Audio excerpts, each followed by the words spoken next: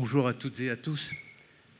Alors on va passer d'une présentation et d'un thème hyper spécialisé, passionnant d'ailleurs, à quelque chose de beaucoup plus terre-à-terre, de beaucoup plus pratique, si tant est qu'on va pouvoir dégager un message pratique.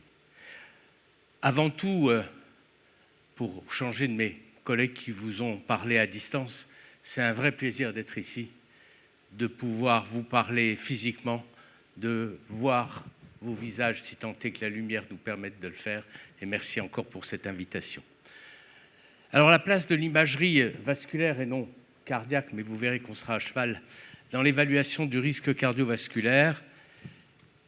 Mes liens d'intérêt, c'est une thématique qui est particulièrement d'actualité puisque viennent d'être présentées au congrès de l'ESC les dernières guidelines sur la prévention cardiovasculaire.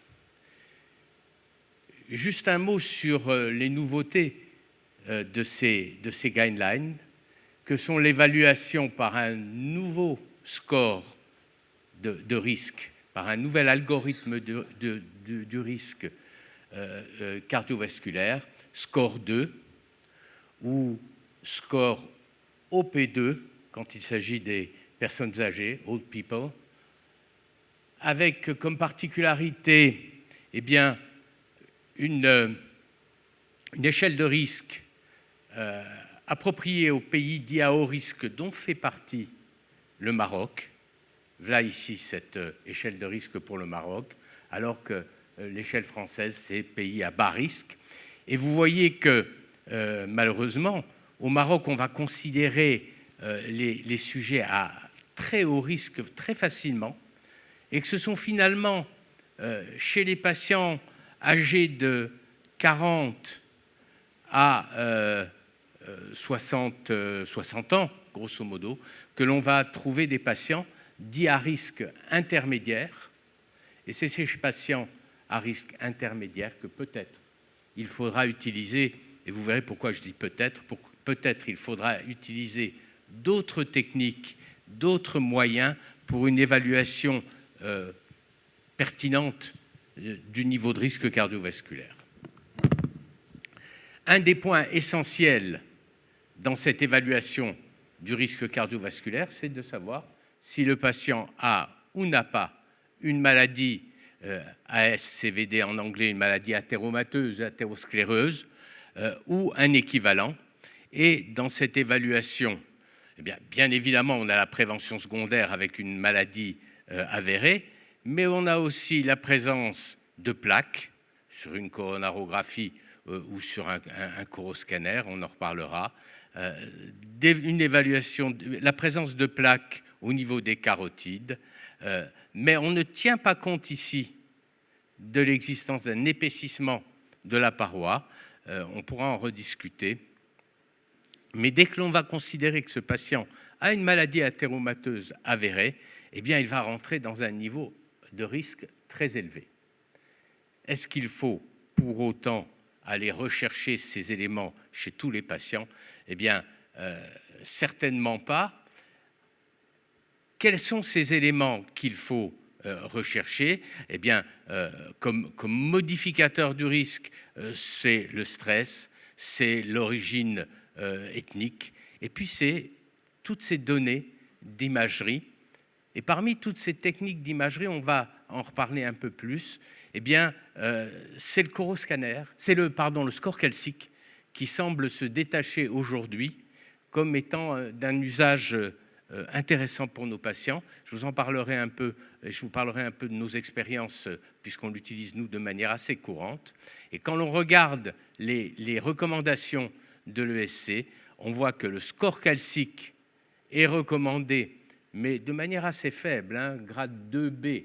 Je vous rappelle que grade 2A, c'est devrait, et grade 2B, c'est pourrait. Et quand on ne dispose pas de possibilité d'évaluer le score calcique, à ce moment-là, c'est l'échodoppler des carotides, voire des artères fémorales, qui est indiqué. Nouveauté dans ces recommandations sur la prévention, l'index de pression systolique, dont on a parlé très souvent, n'est plus recommandé, Et là aussi, ça peut être discutable. C'est d'autant plus discutable que quand on voit les recommandations américaines cette fois-ci, eh bien les recommandations américaines cette fois-ci de grade 2A nous incitent à proposer à nos patients la réalisation d'un score calcique. Est-ce que c'est bien raisonnable de nous réserver à ça? La question est posée. Il est indiqué dans ces recommandations américaines de proposer le score calcique dès qu'on a un risque intermédiaire pour affiner la stratégie thérapeutique, non seulement pour définir ce score de risque, mais pour affiner la stratégie thérapeutique en fonction du résultat de ce score calcique. De fait, lorsqu'on regarde les différentes recommandations actuelles, j'ai essayé d'en faire une petite synthèse, eh bien on voit que le premier examen, c'est encore une fois le score calcique qui est très souvent recommandé, 2B, 2A, parfois chez le sujet à haut risque. C'est aussi l'échodoppler des carotides, un peu moins en tous les cas dans les recommandations de l'ESC, 2A pour les lipides, 2A pour le diabète, et puis 1 à 2B pour l'hypertension artérielle. Autrement dit, on a du mal à s'en sortir, à savoir ce qu'il faut faire si l'on veut coller à ces différentes recommandations. Juste pour vous rappeler qu'une plaque carotidienne, eh bien, c'est un épaississement localisé de la paroi carotidienne qui fait au moins 0,5 mm ou qui a plus de 50% d'épaisseur par rapport à la valeur de l'IMT, ou en valeur absolue plus de 1,5 mm. Dès qu'il y a la présence d'une plaque carotidienne, eh bien, voyez qu'on multiplie le risque de présenter un événement cardiovasculaire à 10 ans de manière importante.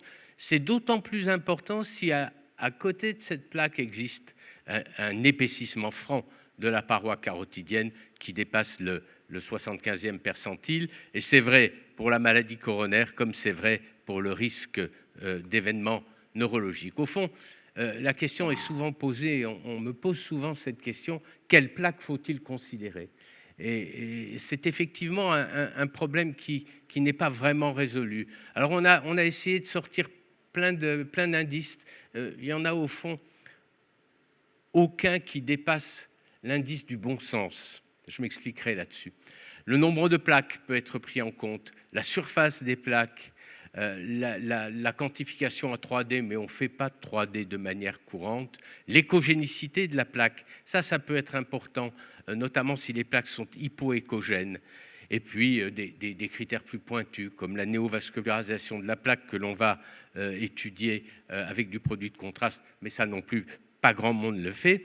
Nos amis américains de la Société d'échographie ont publié tout récemment, en 2020, des critères qui sont basés sur l'épaisseur de la plaque, simplement. Et une plaque, sans plaque, une épaisseur à 0 mm, le risque est faible. Moins d'1,5 mm, vous voyez, le risque est faible également. Si des plaques dépassent 1,5 mm, le risque est dit intermédiaire et il est élevé à plus de 2,5 mm. Je rajouterai que si l'on veut tenir compte de ces plaques, eh bien une plaque hétérogène avec une surface irrégulière, un peu hypoécogène, eh bien cette plaque-là risque d'être dangereuse. Elle peut traduire une vulnérabilité. Et puisqu'on parlait de PET scan tout à l'heure, on s'est aperçu que c'était ces plaques-là qui souvent, ou parfois en tous les cas, fixaient au PET scan. Bien évidemment, mon propos n'est pas de vous recommander de faire du PET scan dès que vous allez voir une plaque d'athérome. C'était une parenthèse. On parle de plaques carotidiennes, mais on a des exemples, et vous les avez certainement aussi, de patients qui n'ont aucune plaque au niveau des carotides et qui vont en avoir plein au niveau des fémorales, des plaques calcifiées. C'est une particularité du patient, certes diabétique, mais surtout du patient fumeur. Ce patient fumeur va avoir des lésions au niveau des fémorales qui sont importantes. Il aura très souvent aussi des lésions au niveau des artères coronaires. Qu'en est-il de l'existence de ces plaques athéromateuses et du risque d'avoir des lésions au niveau des artères coronaires? eh bien, on voit que plus on va avoir de plaques et plus on risque de trouver des valeurs de score calcique qui sont importantes. Et ces valeurs de score calcique, au-delà de 100, on le verra, déterminent un risque cardiovasculaire particulièrement important, un risque coronarien, d'événements coronaires notamment. On est là sur, encore une fois, la corrélation entre les plaques telles qu'elles figurent sur les carotides ou sur les fémorales et l'existence d'un score calcique élevé. Tout ça pour nous amener à ce score calcique. Je ne sais pas si vous avez la pratique du score calcique au Maroc de manière courante. Je dois dire que chez nous, c'est très, très disparate et il y a des équipes sérieuses qui n'utilisent pas du tout le score calcique. Je me souviens qu'il y a peut-être une trentaine d'années, on nous avait montré un scanner particulier qui s'appelait Imatron, Ultra Fast Scan, qui déchargeait très fort, qui permettait de calculer le score calcique. Et à l'époque, j'avais été sollicité très tôt là-dessus. J'avais dit qu'il n'était pas question d'irradier tous nos patients pour avoir ce résultat. Aujourd'hui, le score calcique, c'est facile.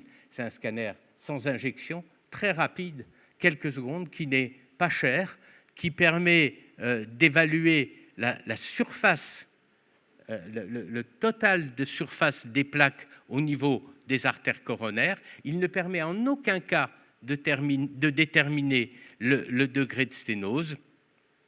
Et on considère qu'un score à 0, le risque est faible, qu'un score jusqu'à 100, le risque est faible à modéré, au-delà de 100, risque élevé, et au-delà de 300, très élevé. Et pour la petite anecdote, on est en train de préparer une série et une étude sur le plan national où l'on voit des patients avec 2005 ou 3000 de score calcique, dont un certain nombre se retrouvent alors qu'ils n'ont, je dirais, jamais rien demandé à personne, avec une revascularisation par des pontages multiples. Jean-Pierre Villemot nous en dira peut-être quelques mots tout à l'heure.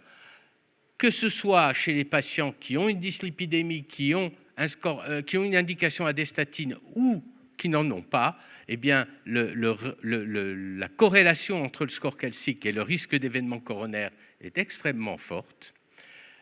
Si l'on considère maintenant le diabétique qu'on voit dans ce travail, dans ce papier de position de la Société française de diabétologie et de la SFC, que finalement le score calcique est l'élément déterminant de la conduite thérapeutique, déterminant de l'évaluation du risque en fonction, encore une fois, des valeurs de score calcique 0, 10, 11, 100 et supérieur à 400, avec pour les valeurs les plus élevées une indication à rechercher de manière active l'existence d'une atteinte coronaire. Si on regarde maintenant les recommandations de l'ESC, là aussi on retrouve la place du score calcique, mais cette fois-ci avec un grade 2B simplement, et cette réticence des recommandations européennes. En tous les cas, score calcique élevé, pronostic mauvais, c'est ce qu'on voit ici,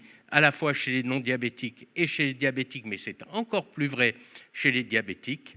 L'intérêt, bien évidemment, de quantifier ce risque et d'avoir des valeurs de score calcique, c'est de pouvoir déterminer l'existence d'une population de patients à très haut risque, chez lesquels il va falloir essayer d'avoir une stratégie active à la fois en termes de recommandations hygiéno-diététiques, mais également de traitement, également de cibles pour le LDL cholestérol. On pourrait en parler de manière importante.